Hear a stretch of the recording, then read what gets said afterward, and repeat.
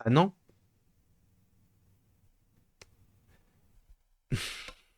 Non. Euh, Arrête, vite. Ça n'a aucun sens. On ne veut pas, on ne veut pas, on ne veut pas, on ne veut pas. J'espère que tu vas bien, que tu as passé une belle journée, une belle matinée, un bon réveillon, peu importe tout, ce que j'espère c'est que tu te portes à merveille. Non, Peyton Reed, du coup le réalisateur d'Ant-Man et la guêpe Quantumania, a récemment déclaré à Collider quelque chose de très mauvais. D'accord? Alors, ça ne veut rien dire du tout, bien sûr, parce qu'on connaît les réalisateurs qui disent qu'ils veulent faire quelque chose, au final ils ne le font pas.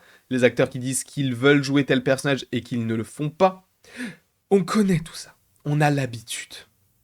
Mais là, avec ce qu'on pense ou non d'Ant-Man et la guêpe Quantumania, je vais pas rappeler mon avis, mais vite fait, j'ai pas aimé. Et j'entends totalement les gens qui ont aimé, et bravo à vous, enfin bravo à vous. Tant mieux pour vous, ça n'a pas été mon cas. Mais Peyton Reed, comme je viens de vous le dire, a donné une interview concernant Ant-Man et la guêpe Quantumania, de son avenir également, de Kang le Conquérant, etc. D'accord. Je ne veux pas qu'il continue du côté du MCU. Alors, c'est totalement personnel. S'il le fait, tant mieux pour lui. S'il ne le fait pas, tant mieux pour moi. Parce que pour rappel, Peyton Reed, alors qu'on aime ou pas Ant-Man et la guêpe Quantumania, c'est quand même celui qui est à l'origine de la pire trilogie du MCU. Alors pour certains, ce sera celle de Spider-Man. Mais pour moi, c'est celle d'Ant-Man, puisqu'elle ne sert strictement à rien du tout. Et je voulais aussi réagir à un commentaire, parce que la dernière fois, j'avais dit que Ant-Man servait à teaser, en fait, à chaque fois dans ses films solo, tu vois. C'est Ant-Man 1, Civil War, Ant-Man 2, enfin Ant-Man et la guêpe, ça teasait le monde quantique pour Endgame, et celui-ci, Ant-Man et la guêpe Quantumania, teasait Kang pour The Kang Dynasty. Et une personne m'a dit, oui, mais en fait, si t'as pas de connexion entre les films, bah... frérot, là, dans les films Ant-Man, j'apprécie la connexion. J'apprécie la connexion. Mais là, il est où Ant-Man dans sa trilogie? C'est pour ça que moi je préfère Ant-Man quand il est dans des films autres que les siens. Et du coup, dans des films autres que ceux de Peyton Reed.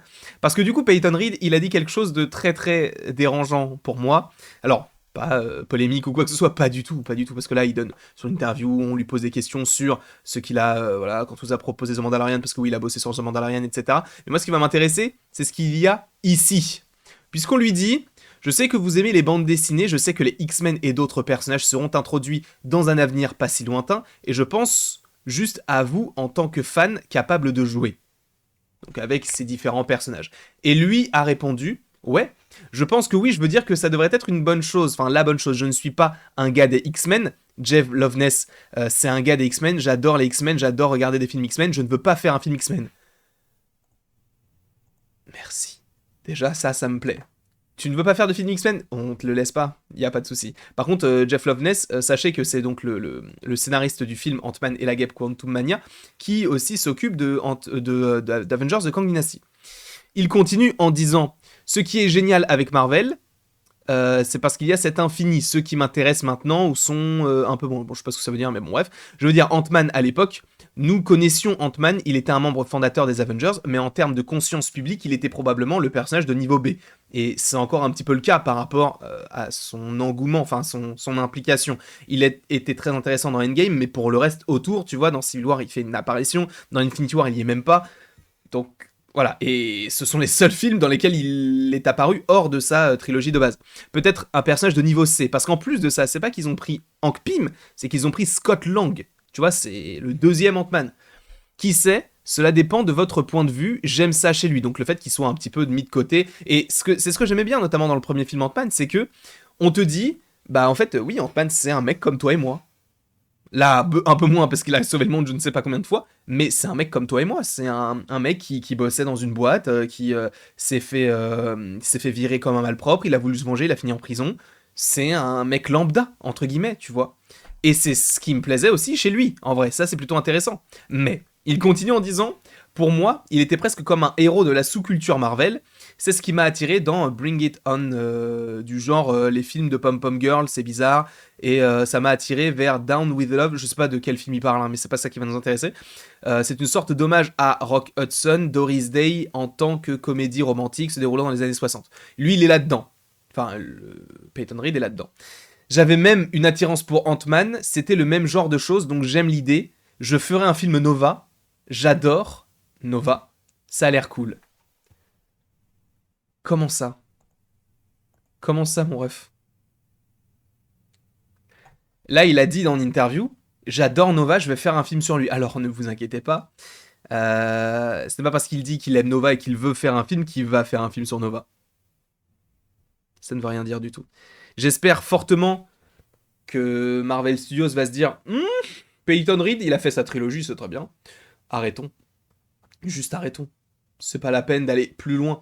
Parce qu'en général, les trilogies Marvel, en vrai, c'est en dents de scie. Soit c'est un réalisateur par film, soit c'est une partie, enfin deux des films qui ont été réalisés par le même, soit c'est la même chose. Par exemple, pour Iron Man, la trilogie Iron Man, tu as Jon Favreau qui a fait le 1 et le 2, et le 3 c'est Drew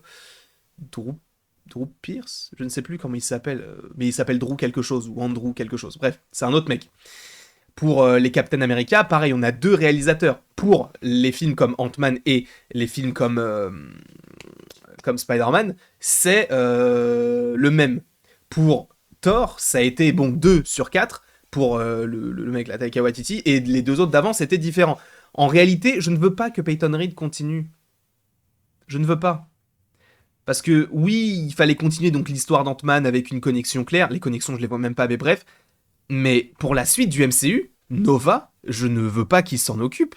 Alors après, tout est relatif, parce que ça dépend de la liberté qui lui sera donnée, ça dépend aussi de qui sera l'acteur, etc. Ça dépend de plein de facteurs. Mais là, présentement, je suis pas chaud du tout afin qu'il réalise le film Ant-Man, le film Nova.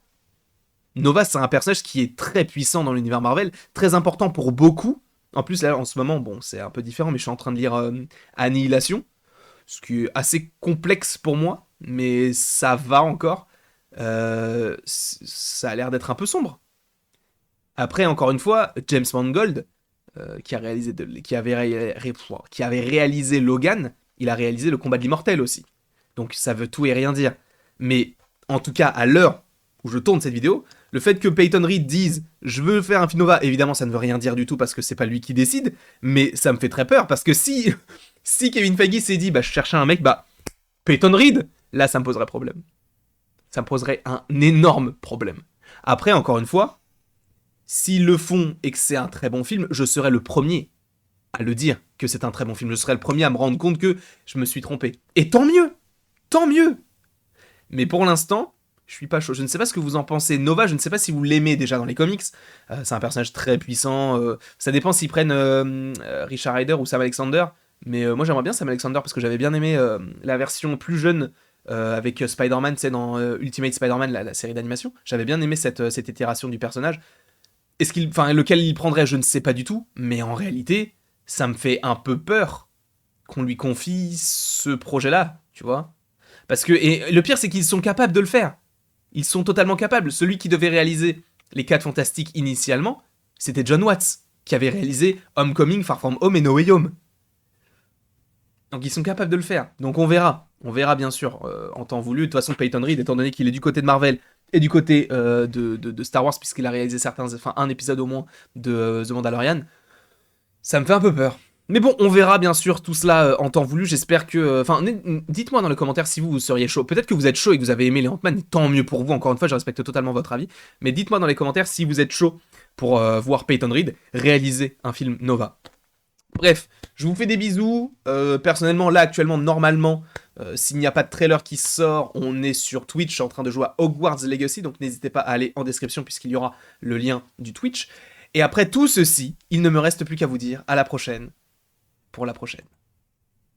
Bien sûr, cette vidéo n'engage que mon avis, je ne dis pas que c'est un avis général, c'est totalement uniquement ce que je pense, je suis pas chaud du tout, mais dites-moi bien sûr dans l'espace commentaire, tu sais ce qu'il y a sous la vidéo là?